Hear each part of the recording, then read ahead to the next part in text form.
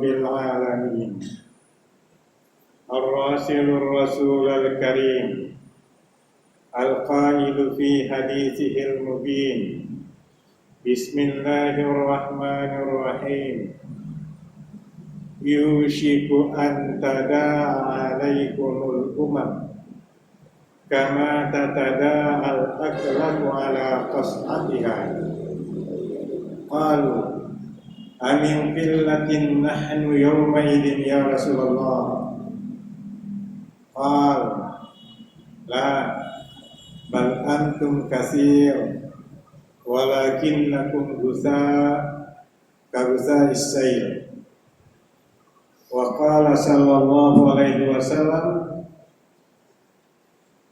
بدأ الإسلام غريبا فسيعود غريبا فطوبى للغرباء وأشهد أن لا إله إلا الله وحده لا شريك له شهادة تنجي قائلها من عذاب أليم وأشهد أن محمدا عبده ورسوله لا نبي بعده أيها الناس أوصيكم ونفسي بتقوى الله فقد فاز المتقون حيث قال تعالى يا أيها الذين آمنوا اتقوا الله حق تقاته ولا تموتن إلا وأنتم مسلمون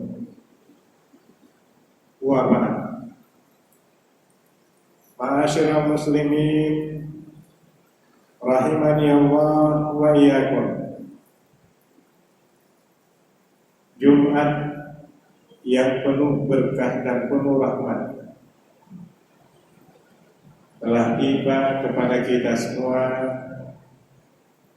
sekaligus Jumat adalah hari di mana Allah akan menutup seluruh proses alam ini. Dan Nabi menyatakan kiamat tidak akan tegak kecuali pada hari Jumat. Hadirin yang dimuliakan Allah Subhanahu wa taala.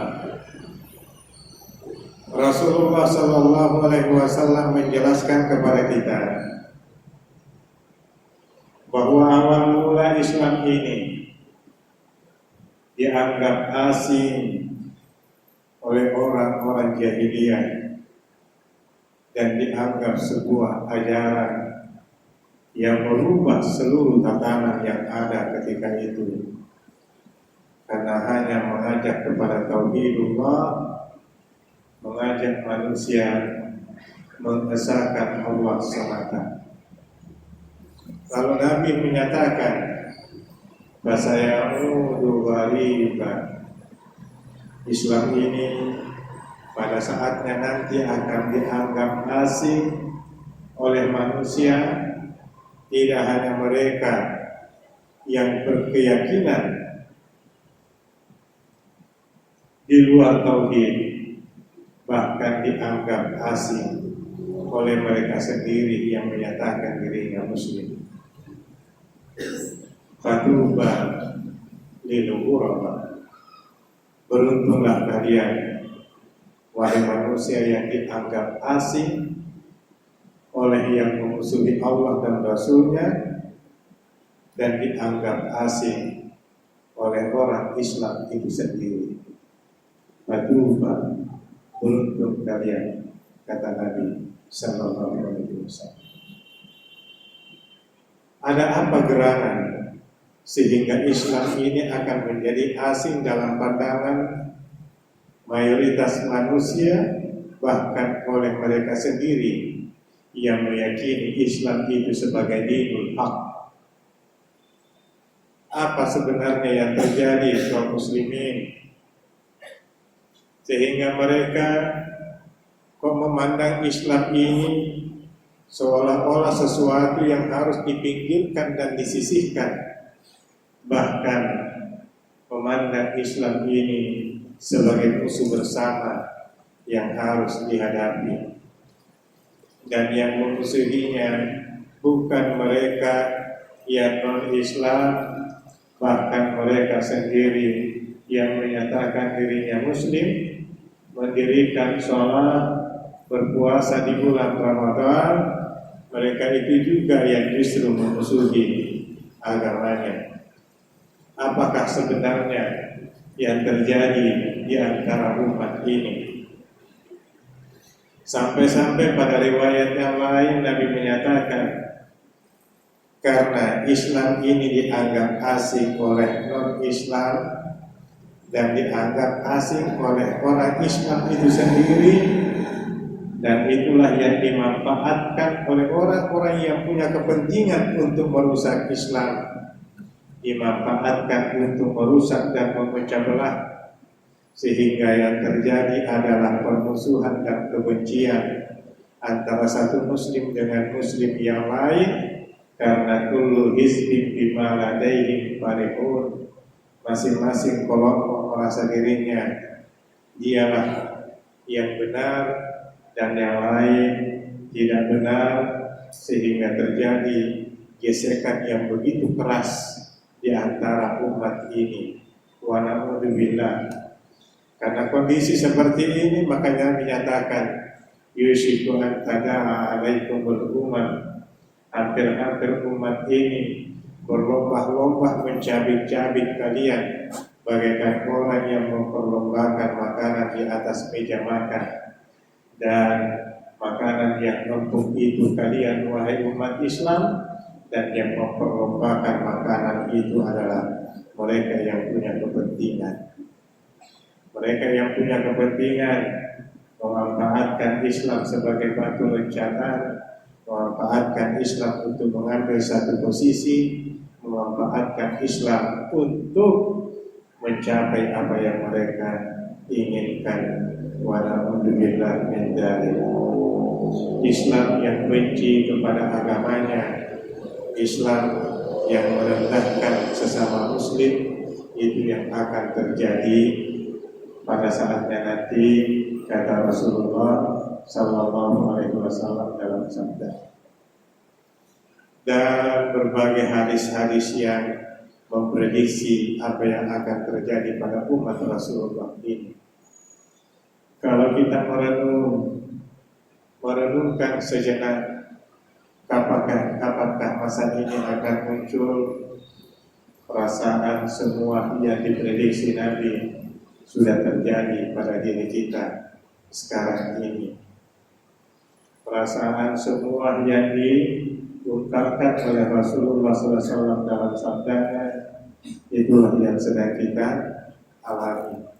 Sampai-sampai orang Islam melecehkan Tuhannya, orang Islam itu sendiri, dan berdirilah orang-orang yang merasa dirinya paham agama menjadi pembela dari orang yang melecehkan Tuhan, melecehkan Allah.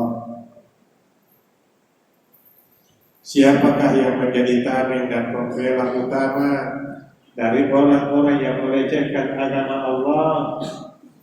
Mereka adalah orang yang merasa dirinya paling paham Islam. Mereka adalah orang yang dicium tangannya oleh umat Islam karena dianggap dia orang suci, dia wali Allah. Ketika orang melecehkan Allah dan Bapak hadirin sekalian tidak bereaksi, paling tidak dalam jiwanya tidak bergejolak, maka sebenarnya sudah tidak ada Islam yang tersisa di dalam hati Bapak. Gak ada lagi Islam yang tersisa dalam keyakinan ini. Ketika umat Islam tidak bereaksi ketika agamanya dilecehkan oleh musuh Allah, maka yakin dan percayalah sesungguhnya tidak ada lagi iman yang tersisa di dalam kalbu kita. Bukankah ketika Rasulullah SAW dilecehkan keluarganya melalui syair-syair oleh seorang penyair dari pemimpin Bani Nadir, Ka'ab al-Ashraf, seorang pujangga muda yang ganteng, sekaligus pemimpin Bani Nadir, menyampaikan syair-syairnya dan melecehkan, mencelah keluarga Nabi, istri-istri Nabi. Apa yang terjadi hadirin sekalian? Apakah Nabi berkata, ya udah sabar aja, karena Islam itu rahmatan lil alamin? Sebuah ayat yang selalu dijadikan alasan oleh mereka sendiri yang melecehkan agama Allah. Apakah Nabi diam ketika itu? Tidak. Nabi setelah salat asar, memimpin salat asar, Nabi salam, lalu Nabi berdiri. Nabi berdiri di hadapan para sahabat, lalu Nabi bertanya, siapa yang bisa membereskan orang ini? Dia telah menyakiti keluarga saya dengan syair-syairnya. Lalu berdirilah Abu Salamah, saya Rasulullah. Apakah yang engkau maksudkan mati? Kata Nabi, iya. Kalau begitu saya yang membunuhnya Rasulullah. Kata Abu Salamah. Lalu kata Nabi, kamu jangan sendiri. Siapa yang lain? Lalu yang lain angkat tangan, saya Rasulullah. Sampai berjumlah 5 orang yang angkat tangan. Kata Nabi, cukup 5 orang. Pemimpin kalian adalah Abu Salamah. Nabi membentuk sebuah pasukan khusus untuk menyelesaikan Ka'ab al-Ashraf, pemimpin Yahudi Bani Nadir, seorang pujangga yang syair-syairnya melecehkan istri-istri Nabi. Kata Nabi, kamu Abu Salamah yang jadi pimpinan. Pada malam hari Nabi mempersiapkan mereka dan mereka membuat sebuah skenario yang pada dasarnya, pada intinya adalah pasukan khusus yang dibentuk oleh Nabi bergerak cepat menyelesaikan Ka'ab al-Ashraf pada malam itu. Dan malam itu juga kepala Ka'ab al-Ashraf dibawa ke hadapan Rasulullah SAW. Ketika mereka sampai di Baqi, mereka takbir Allahu Akbar, Allahu Akbar. Nabi mendengar di dalam rumah, maka Nabi lari keluar rumah menyambut takbir itu, Allahu Akbar, Allahu Akbar. Kata Abu Salamah, ya Rasulullah, ini dia kepala Yahudi yang menyakiti keluarga. Maka Nabi mendoakan pasukan khusus yang dibentuknya. Melecehkan keluarga Rasulullah, taruhannya sampai seperti itu.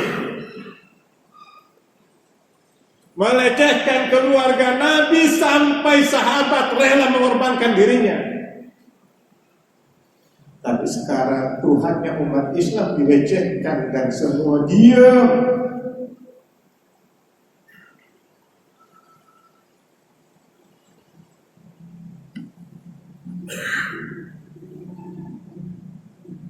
Tidak ada yang berani bersuara. Ketika Al-Quran dilecehkan, maka apa yang terjadi ketika itu? Semua sahabat bergerak. Sekarang Al-Quran dilecehkan dan umat Islam diam.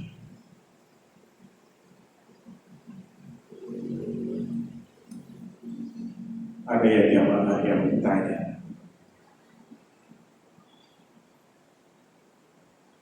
apa yang kami harus lakukan Pak Ustaz?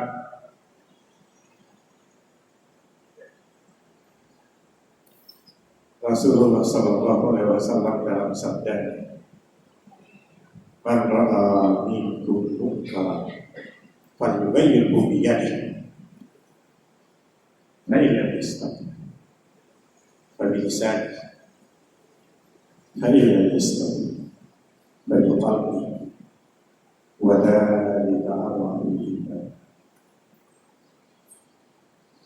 Siapa di antara kamu, kata Nabi, yang melihat kemungkaran secara terang-terangan di hadapanmu, rubah dengan kekuatanmu jika engkau mampu. Jika dia tidak mampu, kata Nabi, rubah dengan lisanmu. Tapi jika itu pun engkau tidak mampu, rubahlah dengan hati. Paling tidak di dalam hatimu ada kebencian dengan kemungkaran itu. Tapi Nabi bilang, ingat, itulah iman yang paling lemah. Itulah iman yang paling lemah. Adakah kita termasuk golongan orang yang punya iman yang paling lemah, sehingga yang ada hanyalah sabar? Islam itu rahmatan lil alamin. Selalu itu yang menjadi dalil, menjadi dasar. Islam itu rahmatan lil alamin. Sejak kapan ayat ini menjadi tameng orang-orang yang melecehkan Islam?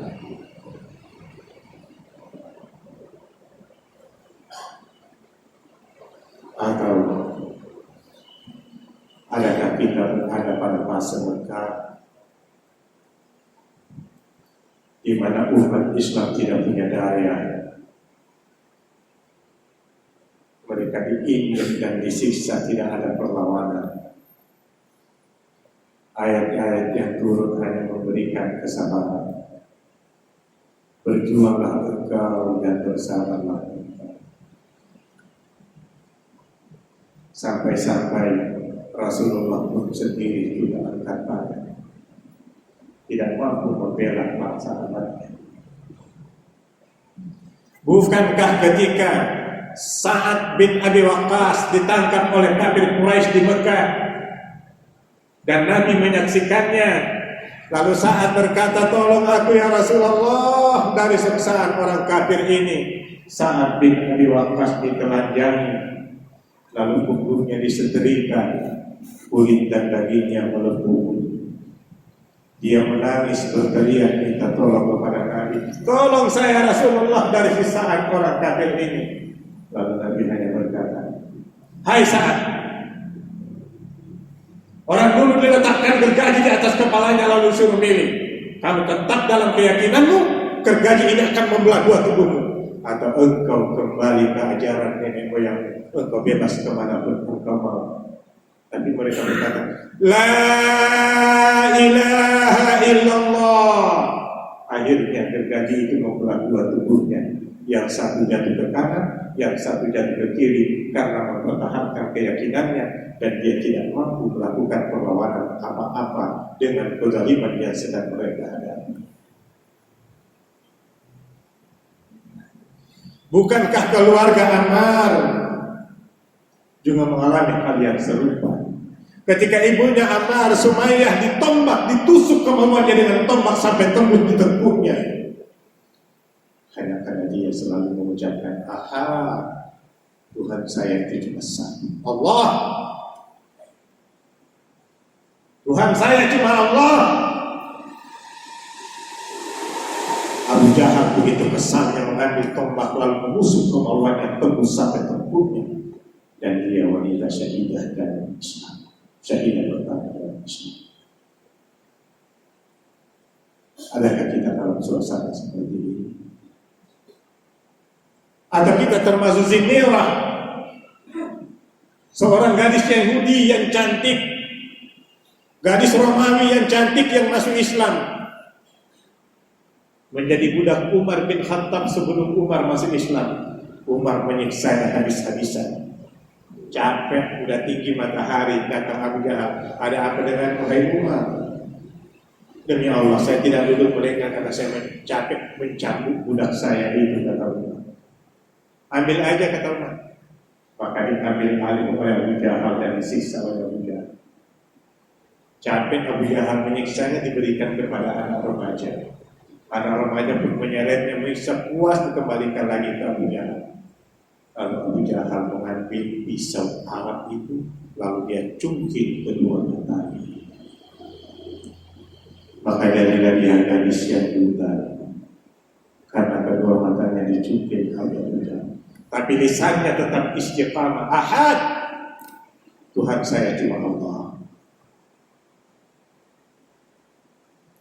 Adakah suasana ini yang dihadapi umat Islam? Sehingga kita semua harus sabar dan selalu hanya mengucapkan sabar. Kesabaran inikah yang menjadi senjata utama tatkala umat Islam yang mayoritas dengan penduduk muslim yang terbesar di dunia, kalimatnya cuma sabar, tidak bisa membela kehormatan agamanya dan tidak bisa membela kehormatan keyakinannya. Sabar.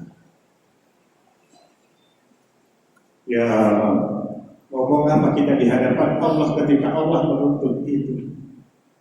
Wahai kalian yang memenuhi Masjid Raya Al-Husna, ketika berhadapan dengan Allah, Allah bertanya kepada kita, apa yang kamu lakukan? Kata Allah, ketika mereka meletakkan saya sebagai Tuhanmu.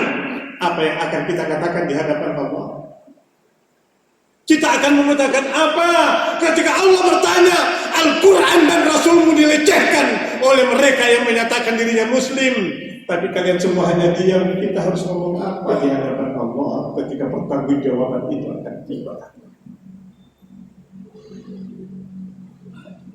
Baru masuk ke dalam kubur alam barzakh, Allah sudah menuntut pertanggungjawaban. Ketika berhadapan malakul maut, Munkar dan Nakir, ngomong apa kita dengan mereka? Al-mautu yakshifu asrarakum. Kematianmu, kata Nabi, akan membongkar seluruh rahasiamu di dunia yang engkau sembunyikan. Bahwa sebenarnya saya beriman. Bukan beriman, kata Nabi, sebenarnya kemunafikan yang ada di dalam hatimu, dan itu yang mewarnai dirimu, itu yang menjadi singgah, menjadi keyakinanmu. Sebenarnya bukan imanmu lemah, kemunafikan yang sudah merambah dari ujung kepala sampai ujung kaki, sehingga kita tidak bisa berbuat apa-apa. Memang tidak ada keinginan untuk membela kehormatan agama ini. Hadirin yang dimuliakan Allah Subhanahu wa Ta'ala, pada hari yang sangat dahsyat di mana Allah menuntut pertanggungjawaban. Tidak selamanya kita seperti ini, tidak selamanya. Sekarang boleh senang, tapi pada saat ketika sudah berhadapan sama Sabit, hadirin yang dimuliakan Allah Subhanahu wa Ta'ala, oleh karena itu, belalah agama Allah, paling tidak pada diri dan keluarga masing-masing. Bahwa apa yang terjadi itu adalah sesuatu yang Allah tidak ridhoi. Belalah agama Allah pada diri kita, belalah agama Allah dalam keluarga kita. Jadikanlah keluarga kita keluarga yang diridhoi oleh Allah, sehingga kita berhadapan dengannya masih bisa mau bikin. Ternyata generasi yang kita tinggalkan, generasi yang masih beriman kepada Allah. Barakallahu li wa lakum fil Qur'anil azim. Wa nafa'ani wa iyyakum bihi min al-ayati wa dzikril hakim. Aqulu qawli hadza wa astaghfiru innahu huwas sami'ul alim.